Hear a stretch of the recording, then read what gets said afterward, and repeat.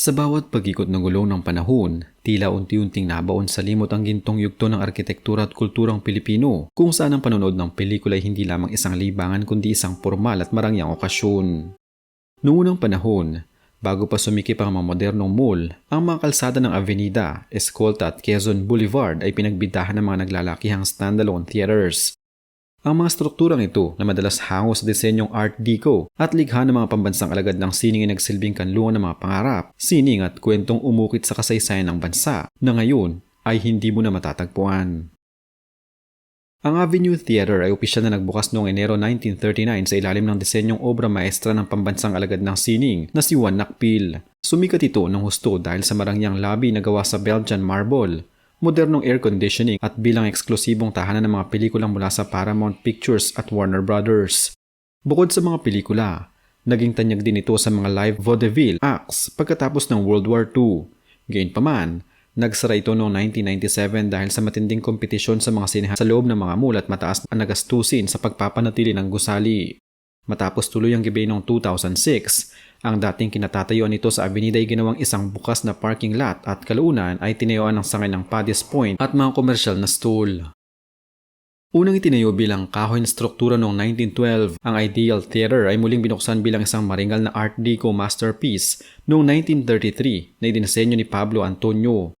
Sumikat ang sinehang ito bilang eksklusibong tanghalan ng mga pelikula ng Metro-Goldwyn-Mayer o MGM at naging bahagi ng kasaysayan ng ipakilala rito ang kauna-unahang live overseas hookup sa pagitan ng Manila at Hollywood. Nagsara ang Ideal Theater noong dekada 70 matapos malugi dahil sa pag-usbong ng mga makabagong shopping complex sa Makati at Cubao at tuloy nitong giniba noong dekada 80 upang bigyang daan ang konstruksyon ng Light Rail Transit o LRT-1. Sa kasalukuyan, ang lupang kinatatayo nito sa kanto ng Rizal Avenue at Carriedo Street ay okupado ng Philtrust Bank at isang kalapit na shopping arcade. Ang Lyric Theater ay muling itinayo sa modernong anyo nito noong Hunyo 1, 1937 matapos ang serye ng mga naunang renobasyon mula noong 1917. Sumikat ito sa pagiging isa sa mga pinaka-pinaparangalan at first class na sinehan sa Escolta na nagtatampok ng disenyong Moorish at Art Deco na may pinakamalaking instalasyon ng air conditioning sa buong Maynila noong panahong iyon.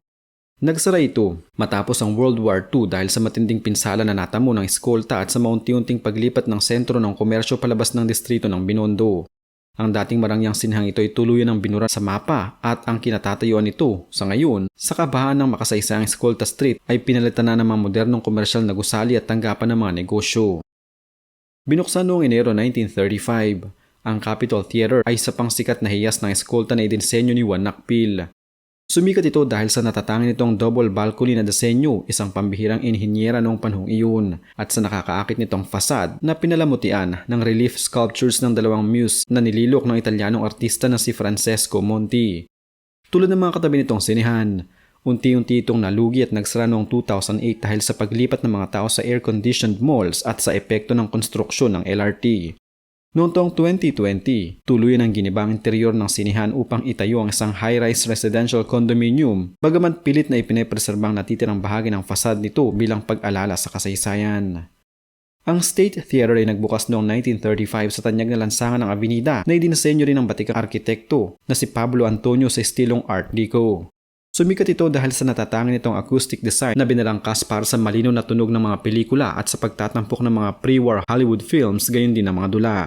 Nagsara ang sinehan noong dekada 90 matapos dumanas ng matinding pagkalugi ng maging talamak ang industriya ng pirated VHS o VCD at nang magbago ang imahe ng Avenida bilang isang masikip at napapabayaang distrito.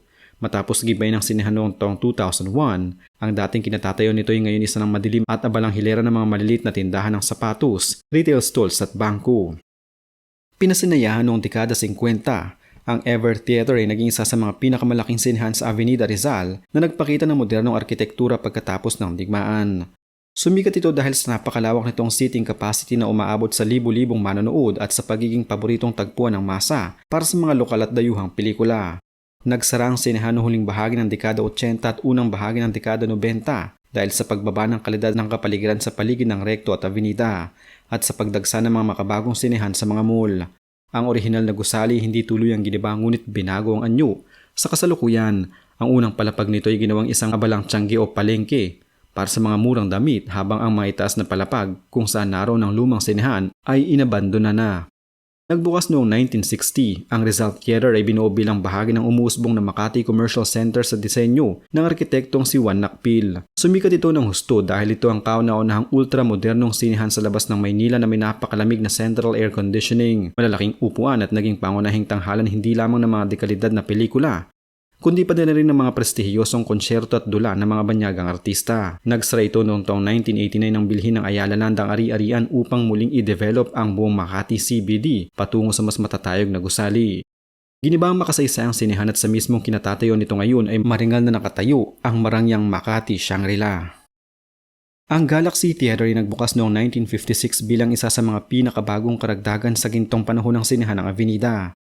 Sumikat ito dahil sa paggamit nito ng makabagong widescreen na teknolohiya at komportableng pushback na mga upuan na itinuturing na napakarangya noong panahong iyon. Subalit tulad ng kapalaran ng mga karatig sinehan nito sa Maynila, tuluyan itong nalugi at nagsara noong dekada 90 dahil sa kawalan ng mga manonood na lumipat na sa mga mall sa EDSA. Noong taong 2008, tuluyan ng pinatag ang struktura ng Galaxy Theater at sa kasalukuyan, ang malawak na lupang kinatitirikan nito ay ginagamit na bilang isang bilihan ng mga piyesa, parking lot at terminal ng bus.